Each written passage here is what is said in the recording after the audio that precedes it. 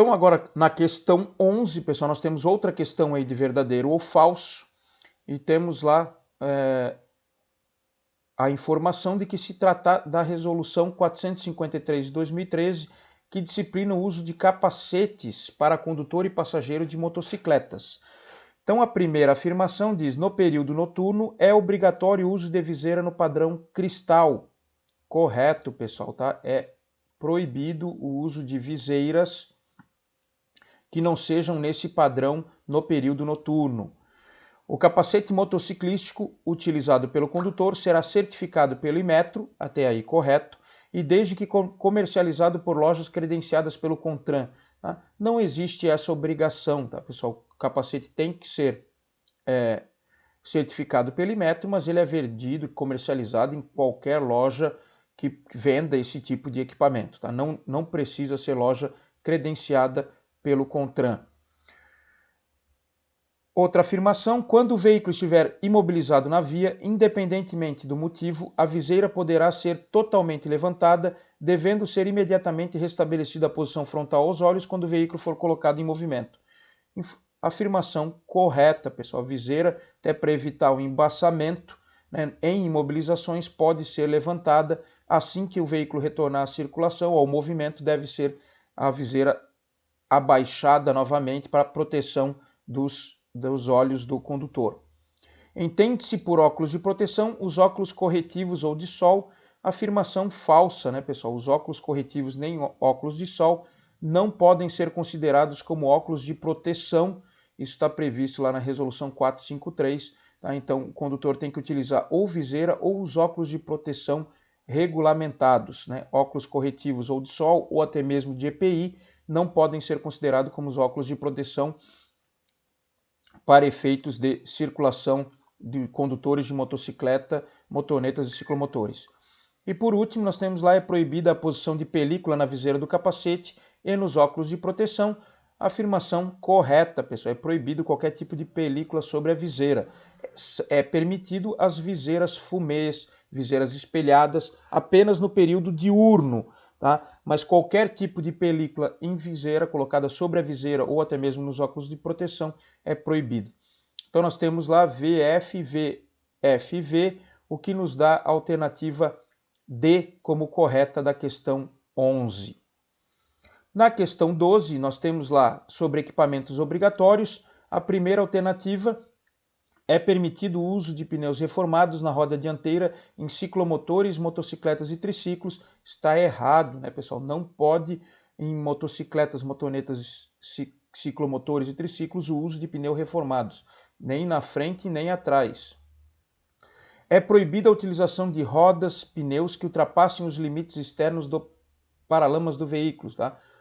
Correto, pessoal, é proibido, né, que o conjunto roda-pneu ultrapasse os limites do paralama do veículo. Alternativa C: é permitido o aumento ou diminuição do diâmetro externo do conjunto pneu-roda, desde que não encoste na carroceria do veículo. Correto, pessoal, tá? Aliás, errada a afirmação. É proibido esse aumento ou diminuição do diâmetro externo do conjunto roda-pneu, tá? É proibido em qualquer situação. Letra D: é proibido em todas as situações a assimetria de pneus quando montados no mesmo eixo, devendo a roda de reserva manter as características originais do veículo. Tá? Afirmação também errada, tá, pessoal? A roda reserva do veículo, o step, ele pode e é a única forma permitida no caso de substituição do pneu original do veículo pelo step. É a única situação em que é permitida que os pneus dos veículos montados no mesmo eixo sejam de tamanhos diferentes. Isso é aquela questão do step mais fino, que geralmente as fábricas colocam no veículo para aumentar o espaço de carga, principalmente quando é utilizado no porta-mala, né? Diminuindo as dimensões do pneu. Letra E: é proibido em ônibus e micro-ônibus utilizarem pneus reformados nos eixos traseiros. Afirmação também errada, tá, pessoal? É proibido os pneus reformados nos eixos dianteiros dos ônibus e micro-ônibus. Então, a alternativa correta da questão 12, letra B. Bravo. Na questão 13, nós temos lá: assinale a alternativa que contenha somente equipamentos obrigatórios para os veículos automotores classificados na espécie passageiro do tipo automóvel. Então, para os automóveis, quais são os equipamentos obrigatórios? Qual a alternativa que vai trazer apenas os equipamentos obrigatórios? Na letra A, nós temos velocímetro, buzina e lavador do para-brisa. A afirmação está correta, pessoal. Tanto o velocímetro, quanto a buzina, quanto o lavador de para-brisa são equipamentos obrigatórios dos automóveis. Na letra B, nós temos roda sobressalente, o step, limpador de para-brisa e extintor de incêndio. A afirmação está errada, pessoal. O extintor de incêndio passou a ser opcional nos veículos do tipo automóvel.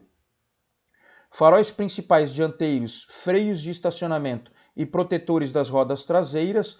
Então nós temos errado aí os protetores das rodas traseiras, pessoal, que são equipamentos obrigatórios apenas para os veículos de carga, para os caminhões, reboques e semi-reboques, veículos de carga que tem que utilizar os protetores das rodas traseiras.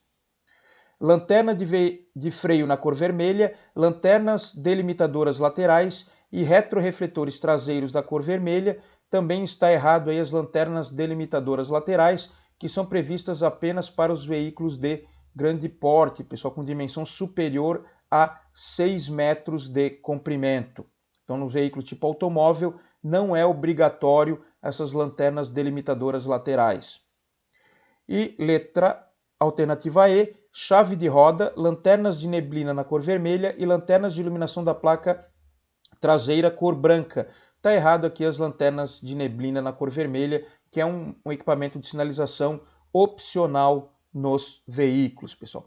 Então, questão 13, os equipamentos obrigatórios aí para esse tipo de veículo automóvel estão na letra A, alternativa A, então correta na questão 13.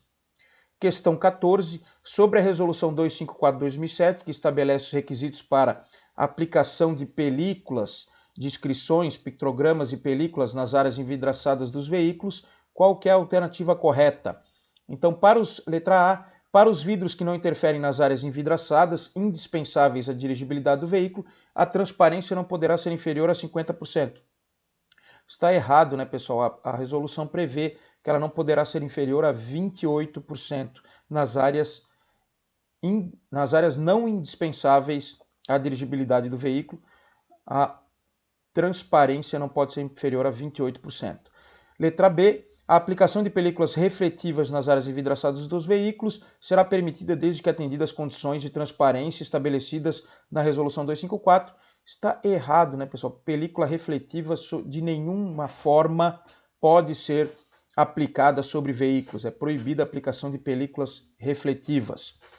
Letra C, transmissão luminosa não poderá ser inferior a 75% para os vidros incolores dos para-brisas e 70% para os para-brisas coloridos e demais vidros indispensáveis à dirigibilidade do veículo. Nós temos aí a questão como correta. Aqui a letra apareceu um Vzinho na letra A, mas foi engano aí do autor aí do slide. Letra D, é permitido o uso de painéis luminosos que reproduzam mensagens dinâmicas ou estáticas desde que se localizem fora do campo de visão do condutor, né? A gente sabe que isso é proibido, pessoal, é proibido essa aplicação de painéis luminosos. A única exceção são as informações de roteiro para os veículos de transporte coletivo de passageiros, tá? Fora essa exceção, é proibido a aplicação de painéis luminosos em veículos. A marca do instalador e o índice de transmissão luminosa existentes em cada conjunto vidro-película deverão ser gravados indelevelmente na película por meio de chancela em todas as áreas envidraçadas do veículo. Essa afirmação está errada, né, pessoal? A gente sabe que essa marca do instalador, essa chancela, ela deve ser posicionada apenas nas áreas envidraçadas indispensáveis à dirigibilidade do veículo e não em todas as áreas do veículo. Então, questão 14, nós temos a questão correta, a letra C. Tá? A alternativa C é a correta da questão 14.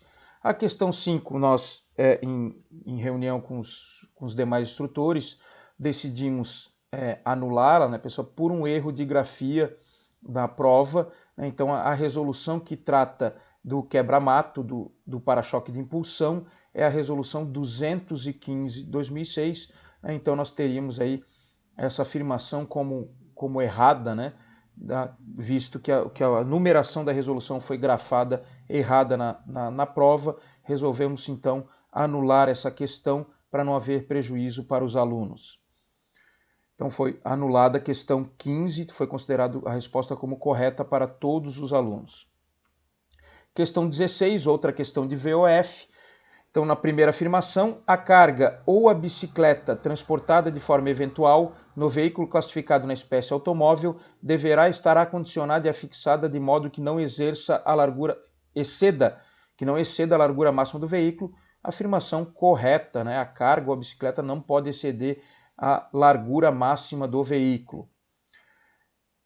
Segunda afirmação, é permitido o transporte de cargas acondicionadas em bagageiros ou presas a suportes apropriados devidamente afixados na parte superior externa da carroceria do veículo, contanto que não ultrapassem a altura máxima de 50 centímetros, já considerada a altura do bagageiro ou do suporte e suas dimensões, e não ultrapassem o comprimento da carroceria do veículo e a largura da parte superior dessa carroceria. Afirmação também correta, pessoal. É exatamente nesses parâmetros que pode ser transportada carga sobre o teto do veículo. Outra afirmação, será admitida a circulação do veículo com compartimento de carga aberto apenas durante o transporte de carga indivisível que ultrapasse o comprimento da caçamba ou do compartimento de carga. Afirmação, então, também correta. A resolução 349 trata essa situação específica aí para o transporte de carga indivisível, quando essa ultrapassa aí o tamanho da caçamba do compartimento de carga do veículo. Demais questão 16, nós já vimos ali, já apareceu, já pulei direto ali para falso, né? Mas será permitido o transporte de bicicleta sobre o teto do veículo, desde respeitado o limite máximo de 1,50 m de altura, já considerada a altura do suporte. Essa afirmação é falsa, né, pessoal? Não há limite de altura para transporte de bicicleta sobre o veículo, tá? As demais cargas 50 centímetros, a bicicleta não há limite máximo de altura para o transporte. E última afirmação, nos casos em que o transporte eventual de carga ou de bicicleta resultar no encobrimento total ou parcial, quer seja da sinalização traseira do veículo, quer seja de sua placa traseira, será facultativo o uso de régua de sinalização e, respectivamente, da segunda placa traseira de identificação fixada. Nós temos ali, pessoal, que é obrigatório, não é facultativo, tá? Será obrigatório o uso dessa régua de sinalização, contendo a segunda placa traseira e os equipamentos obrigatórios de sinalização do veículo, repetindo esses equipamentos, caso a carga ou a bicicleta encobrir total ou parcialmente tanto o sistema de iluminação quanto a placa. Então é obrigatório, não é facultativo.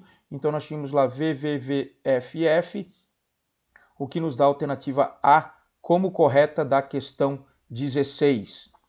Questão 17, sobre os sistemas de iluminação. Alternativa A diz que farol de luz baixa é o farol utilizado para iluminar a via a uma longa distância à frente do veículo. Então está errado, né, pessoal? Esse é o conceito do farol de luz alta.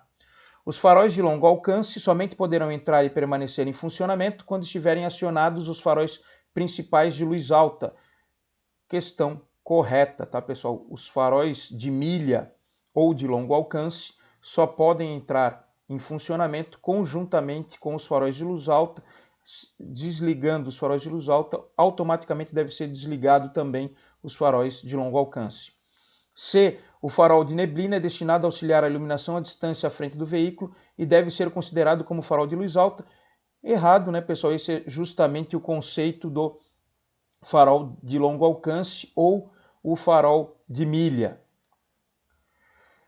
Letra D, é permitido no máximo 4 unidades de farol de longo alcance com a cor branca ou amarela. Então está errado também, nós temos no máximo 2 unidades dos farol de milha nos veículos.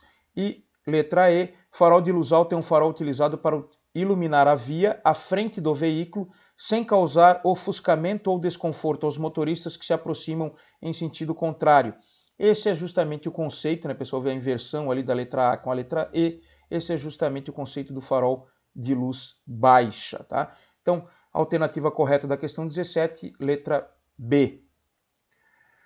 Preencha corretamente entre os parênteses a ordem de ação dos policiais militares quando do atendimento de ocorrências de acidente de trânsito, pessoal, e após assinale a alternativa com a ordem utilizada. Então, quando nós formos atender uma ocorrência de acidente de trânsito, pessoal, a primeira prioridade, número 1, dos policiais será a sinalização, a importância da sinalização para que se evite a ocorrência de novos acidentes. Em segundo lugar, nós vamos verificar a existência de vítimas, né, pessoal? Em terceiro, vamos fazer a avaliação dessas vítimas para chamamento dos serviços de emergência ou, se for necessário, né, a manutenção básica da vida. Em seguida, nós vamos verificar as causas de acidente, em seguida, os vestígios desse acidente, para confirmarmos as causas dos acidentes, do acidente ao qual nós estamos atendendo, e por último, nós vamos verificar a existência de causas agravantes do artigo 298, no caso aí de um crime, seja de homicídio ou de lesão corporal, ou algum outro crime que a gente venha a identificar durante o atendimento da ocorrência de acidente de trânsito. Então nós temos a ordem 263154, o que nos dá a alternativa E como correta da questão 18. A questão 19, pessoal, também foi anulada em consenso com os instrutores, devido a uma afirmação do item 2, que traz o conceito, as exceções da utilização dos dispositivos de retenção, que era prevista na antiga resolução 277, que foi revogada. Tá? Mas os instrutores, em consenso com esse coordenador, chegamos à situação que, na verdade, a resolução nova do transporte de crianças em veículos, ela ampliou o aspecto dos veículos das exceções dos veículos que precisam utilizar os dispositivos de retenção. Então, a legislação anterior, a resolução anterior previa apenas os táxis e a resolução atual aumentou para os veículos de transporte individual remunerado, incluindo aí o Uber e demais tipos de transporte por aplicativos, né? Não vou citar todos aqui agora, mas veículos do tipo, né, Uber e demais. Então, mas na verdade, você afirmar que os táxis possuem essa exceção não torna essa afirmação errada, tá? Então, como houve uma ampliação, a afirmação antiga também permanece correta e esse foi o motivo da anulação da questão 19, tá? O objetivo era justamente avaliar se vocês tinham este conhecimento da legislação atual, que ampliou os conceitos da legislação anterior, mas como houve apenas uma ampliação, o conceito da lei anterior por si só também não é errado. Houve apenas uma ampliação do conceito dos veículos de transporte individual remunerado, então essa questão foi anulada e considerada correta para todos os alunos. A última questão, a questão 20, então nós temos lá na letra A, sobre transporte de crianças em veículos, alternativa correta, então os dispositivos de retenção a serem utilizados obrigatoriamente para crianças será o bebê conforto, ou conversível para crianças de até 1 ano de idade, com peso de até 9 kg, conforme o limite máximo definido pelo fabricante. Né? A afirmação está errada, né, pessoal? Nós temos lá que o bebê conforto é para crianças de até 13 kg. Letra B, as exigências relativas ao sistema de retenção no transporte de crianças com até 7 anos e meio de idade não se aplicam em qualquer situação aos veículos de transporte remunerado individual de passageiros. Já comentamos alguma coisa sobre isso ali na questão 19, mas os veículos de transporte remunerado individual de passageiros, pessoal, eles fazem essa exceção, eles têm a isenção do uso de dispositivos de retenção apenas quando de serviço. Tá? Então, se o veículo de transporte remunerado individual estiver fora de serviço, transportando ali os familiares do condutor, efetuando fora da atuação dele como transporte remunerado, obrigatoriamente tem que se utilizar os dispositivos de retenção. Ali nós vimos aí, já puxou ali a letra C, o transporte de criança com idade inferior a 10 anos pode ser realizado no banco dianteiro do veículo com o uso do dispositivo de retenção adequado ao peso e altura, quando a quantidade de crianças com essa idade exceder a lotação do banco dianteiro. Este é uma das exceções aí para que as crianças possam ser transportadas no banco dianteiro. A outra seria que o veículo possui apenas os bancos dianteiros e a última exceção para transporte de crianças no banco dianteiro seria se os bancos traseiros dos veículos fossem originalmente dotados de cintos subabdominais. esses são os 3 motivos que autorizariam o transporte das crianças nos bancos dianteiros. Então, letra C correta. A letra D, os dispositivos de retenção a serem utilizados obrigatoriamente para o transporte de criança será o assento de elevação para crianças com idade superior a 1 ano e inferior ou igual a 4 anos. Então tá errado, né, pessoal? Entre 1 ano e 4 anos, nós temos a cadeirinha como dispositivo de retenção correto. E por último, os dispositivos de retenção a serem utilizados obrigatoriamente para o transporte de crianças será o cinto de segurança para crianças com até 1,45 m e peso entre 15 e 36 kg, tá? O dispositivo adequado para crianças nesse tamanho e com esse peso, pessoal, é o assento de elevação, tá? Então, nessa altura e com esse peso, tá? Nós temos que utilizar nas crianças o assento de elevação. Então, pessoal, encerramos aí o nosso feedback da nossa verificação final. Gostaria de deixar uma mensagem aos alunos que infelizmente não conseguiram a média para aprovação direta na disciplina. Vai ser realizada aí uma verificação de segunda época. A nota para aprovação na segunda época é 5. Eu gostaria de tranquilizar a todos. O objetivo da disciplina de trânsito, pessoal, é ampliar os conhecimentos de vocês sobre legislação de trânsito, fazer com que vocês apliquem a legislação de trânsito corretamente no seu dia a dia, no seu trabalho futuro aí nas unidades operacionais da Polícia Militar. Esse é o objetivo. O trânsito é uma lida diária do policial militar. Nós lidamos com o trânsito diariamente, mesmo aqueles de unidades especializadas, mesmo aqueles que vão trabalhar no ambiente administrativo da Polícia Militar, mas o trânsito é inerente às ações do policial militar. Então, numa eventualidade, numa escala extra, o policial militar tem que ter o conhecimento da legislação de trânsito, porque é onde nós atuamos, né? O palco de atuação da Polícia Militar é na via terrestre e é onde nós nos deparamos com as questões de trânsito, tá? Então fiquem muito tranquilos com relação à segunda época, pessoal, quero tranquilizar todos. O objetivo não é de forma nenhuma reprovar nenhum aluno. O conteúdo da verificação serão os 2 cadernos de estudos, tá? Mas fiquem muito tranquilos com relação à segunda época. Ela não tem um objetivo classificatório, né? O objetivo classificatório para vocês, além do conhecimento, o objetivo classificatório é o da verificação de avaliação e da verificação final, que há uma emissão de nota para efeitos de classificação. Então, aqueles que se dedicaram mais, tiraram uma nota melhor, vão obter uma classificação melhor no curso, mas para efeitos de segunda época, pessoal, é simplesmente o objetivo é verificar o conhecimento básico do aluno, tá? Então, as questões vão ser feitas com esse objetivo. Não é um objetivo de reprovação, não é um objetivo de classificação, é apenas garantir para aqueles que não atingiram a média prevista, é apenas garantir que vocês tenham conhecimento mínimo de trânsito. Tá? Um conhecimento mínimo, então é nesse sentido que vai ser feita a verificação de segunda época. Então fiquem muito tranquilos, obviamente deem uma lida no material, deem uma estudada, né? Se vocês já se dedicaram na verificação de avaliação e se dedicaram também na verificação final, com certeza já vai ser possível ser aprovado, mas deem mais uma olhada no material, deem uma conferida no material e fiquem tranquilos, porque as questões são confeccionadas para a verificação de um conhecimento mínimo, pessoal. É aquilo que é inadmissível que um policial militar não tenha conhecimento para agir, porque todos os policiais militares são agentes de trânsito, então tem que ter um conhecimento mínimo necessário, e é isso que vai ser colocado na segunda época, tá, pessoal? Fiquem muito tranquilos com relação à segunda época, não tem necessidade de nenhum tipo de nervoso, de ansiedade, de qualquer tipo de situação. Relaxem, tá?